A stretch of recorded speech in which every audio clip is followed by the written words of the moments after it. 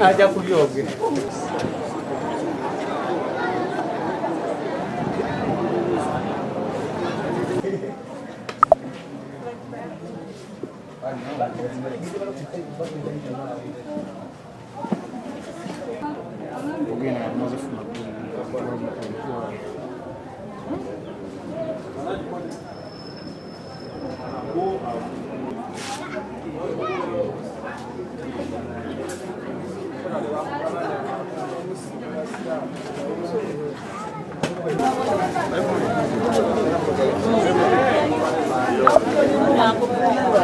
Embera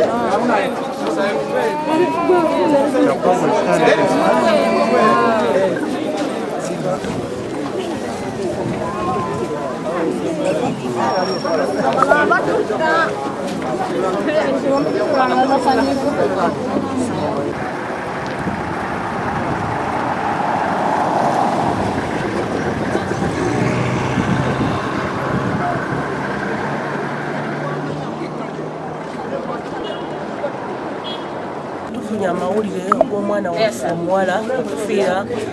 mu buliri tuvumirira ekikolwa ekyo baba bamusebusi waba yabadde mulwadde tufunye amawulire nga gatumalamu amaanyi baba bamusebusi tuvumirira enkola eyo abantu gye batandise etali bulungi kubanga mu nnaku bbiri babadde bakatuttiramu omwana waffe ennyombi bamutuuze wano e Butema ate olunaku lubadde lwakayitawo lumu netufuna amawulire nga gakwatagana n'omuwala waffe okufiira wano era tukubiriza abaana bonna abawala abakozesa abantu basobole okuba nga balipootinganga mwerusi n'okufuna endagamuntu z'abantu okumanya wa omuntu gy'avudde kubanga oluusi abazadde tetumanya n'abaana abawala kakati bajja buzzi kubanga baagala okufuna emirimu ye n'atandika okukola ate oluusi baala zaffe zino zisomba buli muntu nange obutemu butususeeko kaakati ewiiki emu ono wakubiri tetumanyi bantu bakyabatta abantu bano tuli mu bweraliikirivu bw'amaanyi kyalo kuno kyaffe Buziika tulina obuzibu bw'amaanyi abatubba bangi abatemu bangi tuli mu nnaku y'amaanyi fe abakera okuyiiya 10 ekitawera naye abatemu tubeeraliikirira banaye gavumenti yetudduukirire abasajja n'abatufuukidde ekizibu banaye batuweereza amaka abantu baffe bali kufa lwa mbeera eyo kitususseeko kati naffe tuli beeraliikirivu abamu twafuka abasingomaza tweyiya 10 tuyimuka mu kiro gyogenda okusuubula tomanyi gyogenda ogwa bugi tujja kusanga abatemu ab'enjawulo abasinga wano gavumenti etuyambe tusindikire ku mirimu egisingawo abantu bemegenda bweru kufiirayo mu Uganda tufiirayo bweru tufiirayo kati embeera yetutabuseeko tugaze ku makya nga batugamba bali ku simaati waliwo omuwala gwe battidde tugamba iki ekibaddewo tugeze okujja naffe tulabe tugaa omuwala kuyingira mu kundi tulaba omulambo mu Loogi tufunye amawulire nti yabadde n'omuntu ate mu lw'omwenda tanafiira mu lw'omwenda so kati tumanyi oba bavudde mu lw'omwenda nga amaze okumutta oba yakoze ki tumanyi wabula tusaba abantu bonna abalina amaloogi n'amabaala bafune ekyokuyiga kuba kati embeera eriwo ssaawa zino abantu batte bannaabwe tewakyali mukwano nti oli bba wange nedda essaawa eriwo buli muntu alina kwebeereramu era nsaba era kati guno obuzibu bulidde nanyini bbaala eno kuba kati nanyini bbaala tamanyi wagenda kitandikira nanyini bbaala yagudde mu tteke yonna oba atya mukazi watwana kyamayi bale bakamubba mukazi watwali bubi kati bamuleetedde obuzibu modulendi bananyini bbaala mbasaba mwenna abalina zi guest house nga zino mukafunta mu Nyenga n'abagenda olaba amawulire gano abalala tufe nnyo nnoonyereza muntu ki gwe tuli kukozesa mu kitundu waataabe mubbi ayinza okuleeta obuzibu n'afa ng'ono bw'akoze ogenda tandikira wa okuba ng'onoonyereza famire ye oli waabazza okusaba omulimu noonyereza ovaawo abakadde bwe yebaani yeggwani oli wa mu constituency ki disitulikiti ki okitegeera naye ate ebintu by'okujja obuzi nkusabye omulimu gwe noŋŋamba tandika okukola bwe naafa ogenda kuntwala wa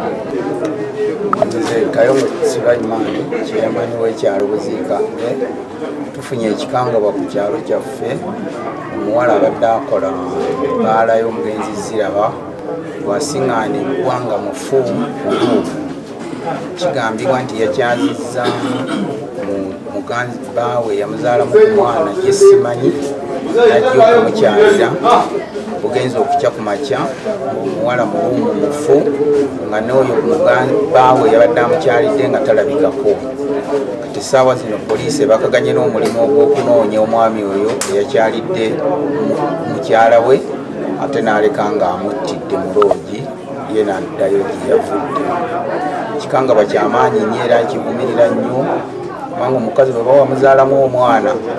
bw'aba yajjanga eno okupakasa tekitegeeza ate kugenda ng'agenze mulabako ate n'oleka ng'omusse kibi nnyo era nkivumirira nnyo si kirungi okukubiriza abasajja omukazi mukwate bulungi so si kugenda kukola kikangabwa nga kino kubanga omwana attiddwa muto nnyo ate alese omwana ayinza okuba yali akazaala omwana omu ng'ate yamumuzaalamu ate yamusse tufunye ekikangabwa ku makya nga tufuna amawulire ag'okufako omuntu afiiridde mu Loogi zino ez'omugenzi ziraba wano e Buziika naye nga okufa kwe tekunnamanyibwa wabula poliisi ezze n'abasawo abakugu baligezaako bamale okwekenneenya ekifo ekyo oluvannyuma bamuteekeko bamutwale gye banaaba mututte ogwanika olw'okumwekereekya naye ng'ekikolwa kino naffe tukivumirwa nnyo okuba mu nnaku nga nnya emabega twakafiirwa abantu abasukka ababiri katono wa kusatu mulala bamusanga ku kkubo wali ng'afiiridde awo era mu kitundu kyekimu mulala bamusanga yanywa mwenge bavuganya okunywa omwenge omungi ne bavuganya obuntu 7 anyweddeko 6 avudde mu bulamu bw'ensi kati ate nagana amawulire g'ono omuwala nago gagano gavuddewo kuba amawulire getufunye nti omuwala abadde akola wano naye muna abadde agenzeeyo okubanga amubuuzaako asanze yafudde naye nze nsuubira nti twandibadde bateekawooko ebyokwerinda ebyamaanyi ebiri gulugulu ku mbeera eno eriwo kuba tetumanyi kikiriwo kiri mabega wa kintu kino era tetumanyi abantu bali kufaaki kuba tetunafunayo kumanyisibwa kwonna